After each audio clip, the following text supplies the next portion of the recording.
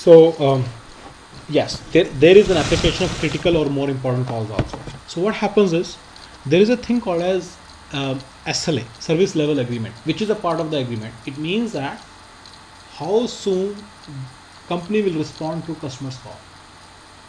So if there is a thing, like I know one company which used to have a 4-hour SLA, that if you lodge a complaint, whether the equipment is in Hawaii or in Atlantic Ocean, we will reach within 4 hours. And they used to charge a lot of money, right? Whether your power generation equipment is in New Jersey or it is on the Jersey shores or it is in the Florida Keys, we'll simply reach there very fast. 4 hours. That was the exact number. So those are critical calls. So you might think in terms of critical calls, someone has thrown this idea, right?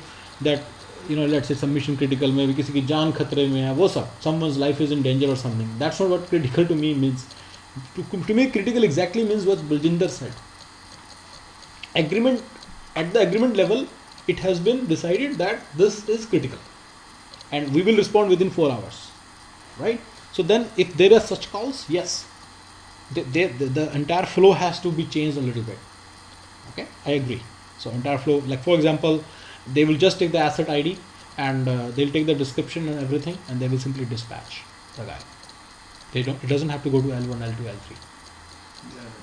Right? Just as L1 verifies the entitlement is for 4-hour SLA, immediately they will dispatch. Otherwise, they will lose time. Okay? Premium customer versus regular customer. There is a thing like that also. Let's say, for example, let's say there is this company. Take example, for instance, Johnson Controls. Okay? So they have some customers who are premium, who are giving them a lot of business. So it may not be part of the agreement, but they are actually giving us a lot of business and they are our bread and butter. So what happens is, this JCI in that case might treat them in a premium manner, that when the call comes in, just by detecting the caller ID or by detecting the customer, or they might ask them to enter the customer number or asset number. They can enter as part of IVR itself. As part of this IVR itself. Okay? Just as the call is being tackled by the IVR might ask these things and might detect that this is actually a premium customer who gives us a lot of business, and might just immediately route it to premium L4, level 4 representative. That's also there. Think of other ideas that you guys have gone through. Can't you think of more examples which are related to your experience with the service request when you call someone and you log a service request? Yeah. ठीक है, नहीं याद आ रहे? No problem. जब भी याद आती कर लेंगे. So account is basically set up after when the marketing is over and you get leads and all the service cycle. Account setup has to be completed. Asset creation has to be completed. Agreement generation and entitlement generation has to be completed too. So account setup is done as part of the sales cycle. Asset creation is done at the end of the sales cycle.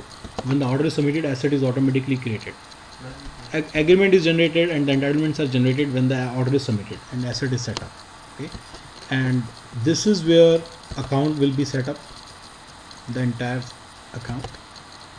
So when you say asset setup, that means so they put the whole information in the system that we sell this computer to this person. Correct. This month's guarantee and this much of Correct. service level agreement. That's it. Correct.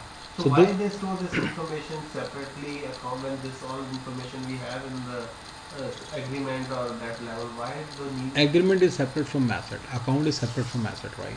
So account. This is where you set up the account. This. And it's not just this. There are so many things. Let's say there is a headquarters, and there are various sites of this account. All those will be set up here. Okay, I'm recording all this for you guys. Okay, so account setup is a little bit more intricate when there is a big company involved, and then the customer is also buying multiple assets, and each asset is worth $1 million. That is a typical scenario in case of, let's say, Johnson Controls, or let's say in case of Philips Healthcare. So Philips Healthcare is a company which sells MRI machines, like $1 million machines to hospitals. So there is no one hospital. Kaiser Permanente, for example, is one of their customers. Let's say it is one of their customers. So they will be having, let's say, 50 locations. They will need, let's say, 5 MRI machines in each location. Let's say. So for for a certain place, for a certain, let's say, Kaiser Permanent San Diego office, LA office of Kaiser Permanent has to pay. Similarly, so LA office is, let's say, liable for the bills of San Diego, Escondido, Carlsbad, LA, all these areas, El Segundo, all these areas. But they are not liable for San Jose and California locations. Sorry, San Jose and San Francisco locations. So there are things around it. All these things, who is liable for what, is basically set up as a part of account. So account setup for intricate service cycles, for intricate situations like this, when Philips Healthcare is selling such a big product. For Walmart, account setup is not important at all. They don't even have accounts of ours, of their customers, right? You understand that. But these guys, you know, like JCI, Johnson Controls, and Philips Healthcare, and some other big companies who sell big products is a keyword, to their customers. For them, account setup can be very intricate. That's why I'm talking about account setup separately. Then asset has to be set up, then agreement and entitlements have to be set up. Okay, agreement and entitlements will be existing here, and corresponding entitlements will be shown right here. Okay, so we talked about agreement and entitlement in detail. There is another separate video for that. If you guys have to listen to it, you can go through that. But for now, this much is enough. That so entitlement is let's say, you know, as part of agreement is a very big agreement. For example, let's say you know, you have an agreement that you bought a car, right? So you have an agreement. If you notice, you know, there is a 25-page agreement. They make you sign each and every page. There might be 10 clauses on every page. So there are 250 clauses you are signing on. Similarly, when you go to sign a lease of the house, you know, you sign like 250 clauses. But what is actionable? Actionable is you have to pay the rent every month by 5th. For some people, it might be they have to pay the rent by 1st, right? So what is the late fees charge if they pay after 5th? So if you want to provide a functionality, so entitlements may not be needed as a separate thing because they are part of the clauses. Everything is mentioned in the agreement. Why they are separately mentioned here is because they make the system act. So system can work, we can build some functionalities on the basis of this entitlement records right here, that is shown here. That is the use of entitlement records. The way it works is, let's say we have a thing that, you know, if the rent is delayed by after 5th, then $25 should be. So 25 should be in a separate field. Otherwise, how will system automatically calculate how much needs to be paid? It cannot read a Word file at the agreement level. It has to read something which is in a field. So it will automatically detect that, okay, the rent is late, and the system will automatically add $25 to the bill. Something like that. So similarly for, let's say there is an entitlement that after 3 months, the service is due. It will be free. Okay. So just think, in this record, it will be written after how many months there will be a field and the value will be 3. For some other person's car, the value will be 6. And price 0 for this guy. And for some other person, it might be 100 or whatever. So system needs to know this thing when this is generating the bill automatically. Again, keyword is automatically. When the service is being provided, first of all, at the end of 3 months, an email should be sent out. System cannot go to the Word document and read it. System has to go to the field and look at its value and automatically generate an email on that day. Calculate all this. Similarly, 3 months should be there, and the date of the start date should also be there. Start date and 3 months both are needed. Email ID is also needed. All these 3 have to be in a separate field for this system functionality to work. We know email ID will be at the customer level. We know that the start date of the agreement will be at the agreement level. But where will that entitlement be? That thing will be that 3 months ke baad we have to send the email in entitlement level. Okay. So this is how entitlements help. There is a difference between entitlement and agreement. There is usually a lot of question around agreement and entitlement. Okay. I have a question. Mm-hmm. So these are the things which have to happen before the service cycle starts. These are kind of prerequisites for the service to happen. So first there is an incoming call. We talked about it. Billy, can you tell me a little bit about incoming call? Who calls? What are you talking about here? First 3 steps. These steps I'm just talking about. These incoming call goes through IVR and CTI. Just I'm trying to say that it is also part of your sometimes job duties, but they are still, you know, CVL has not come into picture. Typical IVR is Genesis or something, and CTI. There is a full video on that. But then basically the whole high level idea is when the customer calls, then it goes through an IVR system. And he enters, you know that he punches in like his return entries, SSN or asset ID or account ID or something, and with which we can identify the guy, and we can try to get a kind of idea about what high level, like whether he wants to talk to billing, or whether he has an issue, whether he has some other issue, whether he's calling to complain about a product or something. Any of these things could be the issue, or maybe he's just trying to give us a feedback on our service. So any of these things could be the people. So you are used to hearing these choices from various ideas, right? So you are familiar with it. So, but just after that, basically, when it is said that it is going to be a service request, or it's basically an issue that we need to resolve, then L1 will receive the call. Level 1 representative will receive the call. L1 means level 1. Level 1 representative will receive the call, right? So what happens then? So level 1 representative receives a call. The very first thing is he takes your asset number, customer's asset number, and he enters it in the system, and then he verifies entitlement. And he verifies whether the customer is entitled for this service or not. And if there is no entitlement which covers him for free, then obviously he'll go ahead and make a charge also. So he charges the customer also in case he has to. So he basically does all those admin level details. These are administration level details, if you notice. These do not require technical skills. These require some other skill. Technical skill in this case is not computer skill. It means, let's say Johnson Controls, they are selling, let's say, turbines. So when the customer calls, turbine specialist does not need to pick the call. Billing, he's like a billing guy. He basically checks whether the guy is eligible for free or not. But if he's not eligible for free, then he'll go ahead and charge or something like that. And then he will enter basic idea of the description, and he will disposition that he will enter the area and sub area. So enter a description means he will enter a high level description of the issue. If it is not a billing related issue, if it's something else, then he enter a high level, and he will try to enter the area and sub area.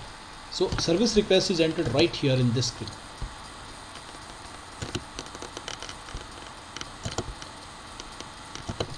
Screens, service requests, my service request. And this area and sub area is what I'm talking about. And to enter the asset number, the field is not present, right? So as a BA, you will provide that field here. That's a different story. Similarly, entitlement verification has to be done using this button, verify button. So these are the things that basically level 1 rep does. Okay. Then what happens next at the level 2 level? So on basis of the geographic location skills and availability, call is routed to sales rep. Correct.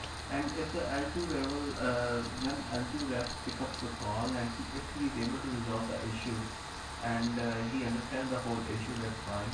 And then he assigns and dispatches it to the person who is available, who is the rep of that area. And if it's more technical and the L2 rep is not able to resolve that call is routed to L3 switch. Right. So same for L3, right? L3 also does the same thing. He either resolves it, or if he's able to resolve it, if he understands the entire thing, he can resolve it. If he resolves it, perfect. If he doesn't, he cannot resolve it, he might escalate it to the L3. If he doesn't, he's not able to. If he thinks that it is he understands it completely, and he understands that it's not worth L3's trying, he might just simply assign it to the field service person. So what we mean by dispatch is a field service person. So there is a full dispatch cycle. So the system automatically assigns it to the right field service personnel. So to do that, it has to go through the dispatch cycle. Dispatch cycle is fully automated. Okay. When any level of rep, थोड़ी सी जरा dispatch cycle बताओगे क्या होती है?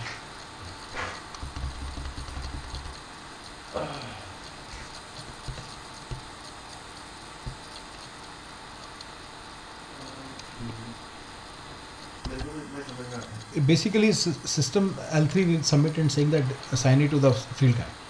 So on the basis of asset, system will know where the asset is located. So it will say, okay, the field service representative in this geographic location is the right person to go there. Then on the basis of area and sub area, system will assign the right skilled person. And on the basis of like preferences of customer or something, let's say customer has said that he wants someone who should come in the evening. Then he will see which which field service person is free in the evening. Let's say customer says I'm free all week, I don't care. Then system will just take evening and keep evening in mind. If he says he is not free all 7 days, he's free only on Monday and Friday, then system will keep that in mind. And then schedule it, interestingly put it on the schedule of the field service guy also. That is a keyword. And then it basically is assigned to that field service guy. On the sad day, field service guy is supposed to go there by looking at that appointment in his calendar. Once field service, so this is a dispatch cycle. If you notice, this is all fully automated. The entire system information is in the system and dispatch. Sometimes people don't automate it, some people do automate it. You know, if you guys call Comcast, you say that, hey, you know what, I want this. So they look at the schedule of various people. If you notice, you know, they say I can see I can see certain schedule is available, certain date is available tomorrow, right? You remember? So system is not automatically adding, is booking that schedule, picking the appointment, right? But you know, they give you a chance. They give the chance to the rep to actually pick the appointment. So iska reason bhi hai, because person may not be free. So if they enter the preferences of a customer, and then system tells this is the appointment, that is automation, one more level of automation. But Comcast and everybody, they just ask you, the rep asks you and manually looks into the calendar of the other people. But okay.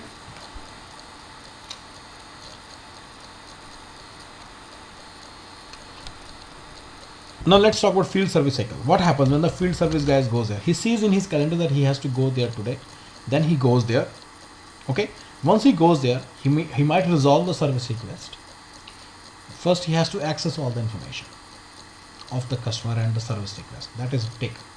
Then he either resolves it, or he replaces it, or he refund भी हो सकता है. मैंने एक और चीज लिखी. They can refund the money also. It's at the level 2 level also. It can be at level 3 level. It can be at the field service guy level also. Refund can also take place. Okay.